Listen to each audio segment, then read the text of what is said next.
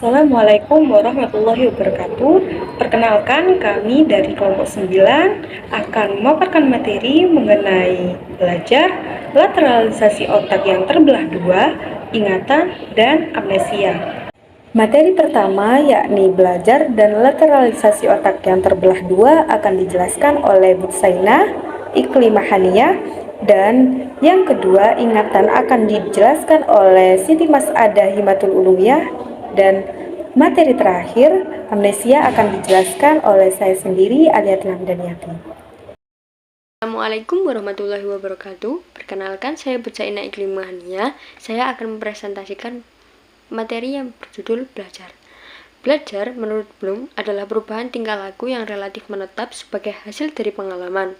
Menurut Kupferman, belajar adalah proses di mana manusia dan binatang menyesuaikan tingkah lakunya sebagaimana hasil dari pengalaman. Menurut Hilgard, belajar adalah perubahan perilaku yang relatif permanen yang dihasilkan dari latihan. Ada pula jenis-jenis belajar. Yang pertama adalah habituation dan sensitization, adalah belajar yang paling sederhana. Habituation sendiri memiliki arti jenis belajar di mana organisme dapat belajar mengabaikan stimulus yang lemah yang tidak memiliki konsekuensi yang serius. Contohnya, mengabaikan bunyi jam yang nyaring. Sensitization adalah jenis belajar dengan mana suatu organisme belajar memperkuat reaksinya terhadap stimulus yang lemah jika diikuti oleh stimulus yang mengancam atau menyakitkan. Contoh, belajar berespon lebih kuat terhadap bunyi peralatan jika disertai dengan tubrukan. Yang kedua adalah classic condition, adalah belajar yang melibatkan pembentukan asosiasi. Jenis belajar yang dikembangkan oleh Ivan Pavlov adalah di dalam penelitiannya dalam discussion melihat bahwa dalam kaitannya dengan proses belajar. Jenis belajar yang ketiga adalah operation condition atau instrumental condition, adalah organisme belajar bahwa suatu respon dilakukan akan diikuti oleh akibat tertentu. Jenis belajar ini dimulai dengan penelitian yang dilakukan oleh E. L. Thorndike yang akhirnya dikembangkan oleh Skinner. Yang keempat adalah complex learning, jenis belajar di mana terdapat penambahan sesuatu terhadap pembentukan asosiasi. Adapun ciri-ciri belajar, yang pertama adalah belajar memungkinkan terjadinya perubahan perilaku terhadap diri individu. Yang kedua, individu tersebut lebih mudah memahami sesuatu dengan bergerak atau praktek langsung. Yang ketiga, perubahan perilaku akibat belajar dan bersifat cukup permanen. Ada gaya belajar. Gaya belajar yang pada umumnya diketahui ada tiga, yaitu yang pertama adalah visual. Individu dengan gaya belajar ini cenderung memahami sesuatu dengan cara melihatnya secara langsung. Yang kedua, auditory. Individu tersebut lebih mudah untuk memahami sesuatu dengan cara mendengarnya. Yang ketiga adalah kinestik. Individu tersebut lebih mudah sesuatu dengan bergerak atau praktek langsung. Literasi bahasa dan otak terbelah menjadi dua. Literalisasi adalah suatu teori yang ditarik secara jelas bahwa belahan korteks dominan atau hemisfer kiri bertanggung jawab untuk mengatur penyimpanan, pemahaman, dan produksi bahasa ilmiah. Bahasa adalah suatu sistem simbol lisan yang arbiter yang dipakai oleh anggota suatu masyarakat bahasa untuk berkomunikasi dan berinteraksi antar sesamanya, berlandaskan pada budaya yang mereka miliki bersama. Otak terbagi menjadi dua, yaitu otak kiri dan otak kanan, yang masing-masing memiliki fungsi sendiri. Fungsi sebelah otak kanan adalah untuk kewaspadaan, pengenalan suatu kondisi, kontak mata, sosialisasi, pengendalian emosi, intuisi, pola, gilar bicara atau turn talking, komunikasi, nonverbal, pragmatik,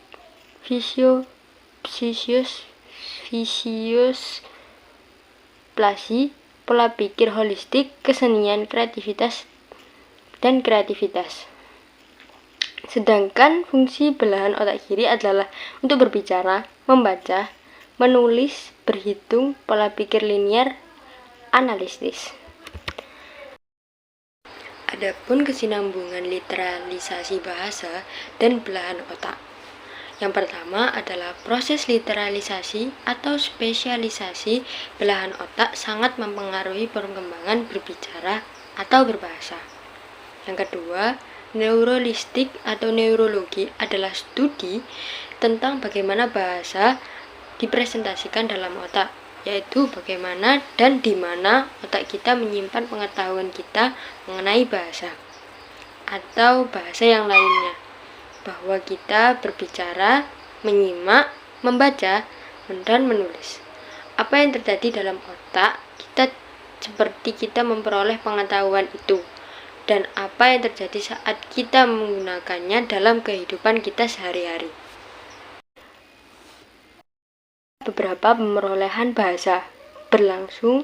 Yang pertama adalah berlangsung dalam situasi informal. Anak-anak belajar tanpa beban dan berlangsung di luar sekolah, lingkungan tempat tinggalnya. Yang kedua adalah pemilikan bahasa tidak melalui pembelajaran formal di lembaga-lembaga pendidikan seperti sekolah atau kursus. Yang ketiga adalah dilakukan tanpa sadar atau secara spontan. Yang keempat, dialami langsung oleh anak dan bermakna bagi anak. Adapun tahap pemerolehan bahasa. Yang pertama adalah tahap pengocehan atau babbling atau vokalisasi bunyi. Pada umur sekitar 6 minggu, bayi akan mengeluarkan bunyi-bunyi dalam bentuk teriakan, rengekan, ataupun dengkur.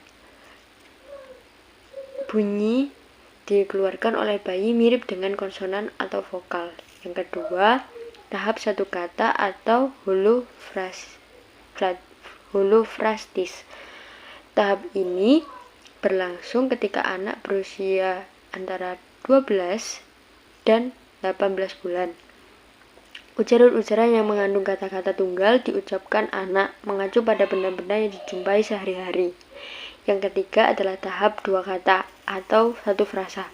Tahap ini berlangsung ketika anak berusia 18 sampai 20 bulan. Ujaran yang terdiri atau dua kata mulai muncul seperti mama, mam, papa, ikut. Yang keempat adalah tahap menyerupai telegram atau telegraphic speech. Pada usia 2-3 tahun, anak mulai menghasilkan ujaran kata-kata multiple word utterance atau disebut juga ujaran telegrafis. Anak juga sudah mampu membentuk kalimat dan mengurutkan bentuk-bentuk itu dengan benar. Untuk subbab materi yang kedua akan dibawakan oleh teman saya. Terima kasih. Materi selanjutnya yaitu ingatan. Pengertian ingatan. Ingatan merupakan sebuah fungsi dari kognisi yang mana melibatkan otak dalam hal pengambilan informasi. Para ahli memandang ingatan sebagai hubungan antara pengalaman dengan masa lampau. Dengan adanya kemampuan mengingat, menyimpan, dan menimbulkan kembali pengalaman-pengalaman yang dialaminya. Tetapi, tidak semua yang pernah dialami itu akan tetap tinggal seluruhnya dalam ingatan dan dapat seluruhnya ditimbulkan kembali, karena ingatan merupakan kemampuan yang terbatas. Kemampuan ingatan ada 3, kemampuan menerima atau memasukkan, atau learning. Dalam memperoleh pengalaman dapat dibedakan dalam 2 cara, sengaja dan tidak sengaja. Kemampuan yang kedua yaitu menyimpan atau retention. Informasi yang diterima disimpan dengan baik sehingga pada suatu waktu bisa ditimbulkan kembali. Yang ketiga yaitu kemampuan menimbulkan kembali atau remembering.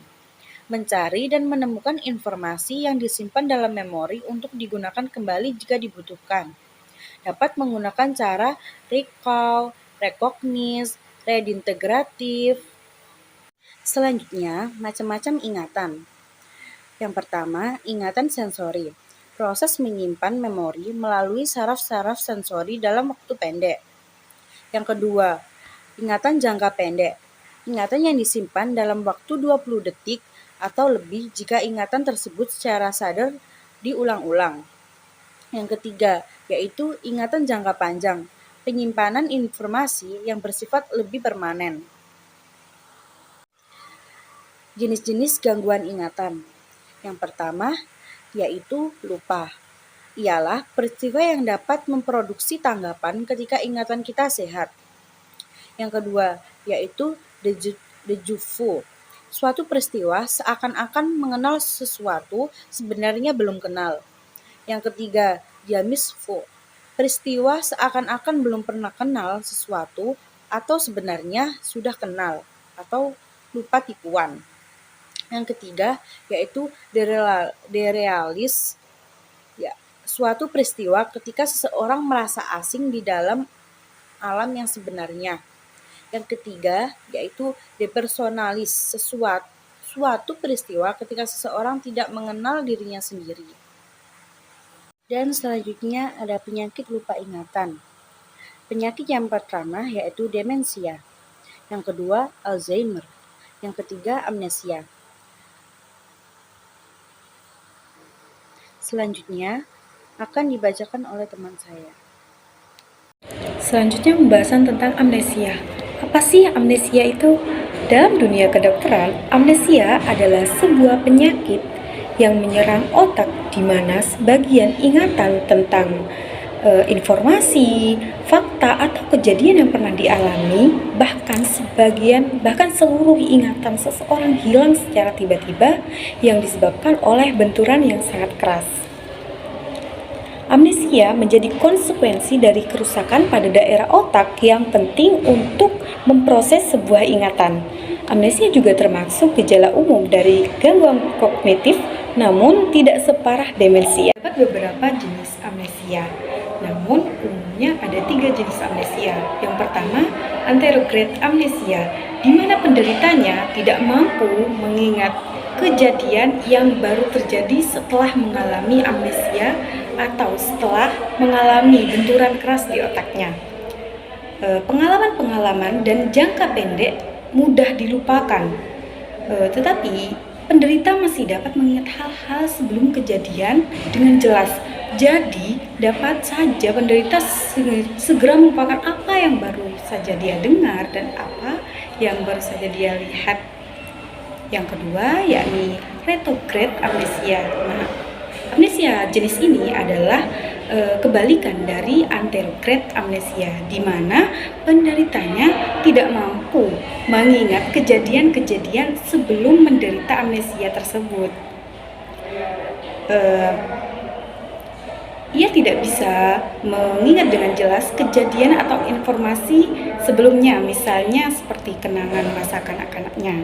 Yang ketiga, yakni transient global amnesia. Hilang ingatan jenis ini tidak memiliki penyebab yang bisa diidentifikasi secara konsisten, tetapi peneliti-peneliti sudah menduga bahwa migrain atau serangan-serangan ischemic temporer seperti stroke dapat memicunya. Penderita mengalami kebingungan dan ketidakmampuan mengingat secara mendadak. Serangan dapat berlangsung secara singkat 30-60 menit atau sampai dengan 24 jam. Nah, dalam serangan parah, seseorang dapat sepenuhnya disorientasi dan mungkin mengalami amnesia retrograde tentang pengalamannya beberapa tahun yang lalu. Selain ketiga jenis amnesia di atas, ada pula amnesia yang lain, yakni psikologik atau disosiatif amnesia. Seperti yang telah dijelaskan sebelumnya, amnesia jenis ini disebabkan oleh faktor psikologi dan memiliki karakteristik yang berbeda dengan amnesia lainnya. Faktor-faktor psikologis yang dapat menyebabkan psikogenik amnesia antara lain stres yang berlebihan sebagai akibat dari kejadian traumatik seperti peperangan, kecelakaan, penganiayaan, bencana alam yang pernah ia alami atau yang pernah disaksikan. Psikogenik amnesia berbeda dengan amnesia lainnya karena informasi yang hilang biasanya termasuk informasi penting seperti identitas pribadinya. Penderita menjadi lupa siapa dirinya, apa yang telah dilakukannya, siapa saja orang yang dikenalnya, apa yang dirinya pikirkan, katakan, atau rasakan. Penderita psikogenik amnesia sebenarnya masih memiliki ingatan-ingatan tersebut, tapi ia menguburnya dalam-dalam di pikirannya dan sulit untuk menyadarinya karena terkait dengan pengalaman-pengalaman traumatik. Ingatan tersebut dapat kembali jika dipicu sesuatu di lingkungan yang mengingatkannya. Berikutnya adalah lakunar amnesia, di mana penderitanya tidak mampu mengingat kejadian tertentu seperti ingatan jangka pendek, namun tidak mempengaruhi ingatan lama ataupun ingatan yang baru. Yang terakhir ada Korsakoff syndrome, yakni hilangnya ingatan karena kecanduan alkohol kronis. Umumnya terdapat 4 penyebab amnesia, yaitu cedera otak, obat-obatan tertentu, kejadian traumatis yang menyebabkan PTSD, dan gangguan emosional. Pencegahan amnesia. Karena penyebab utama amnesia adalah benturan otak yang keras, cara mencegahnya adalah sebisa mungkin kita meminimalisir terjadinya benturan tersebut, yakni dengan menggunakan helm atau sabuk pengaman saat berkendara. Dan terdapat pula jenis amnesia yang penyebabnya berasal dari alkohol. Oleh sebab itu, kita dapat mengurangi alkohol untuk menghindari penyakit amnesia tersebut.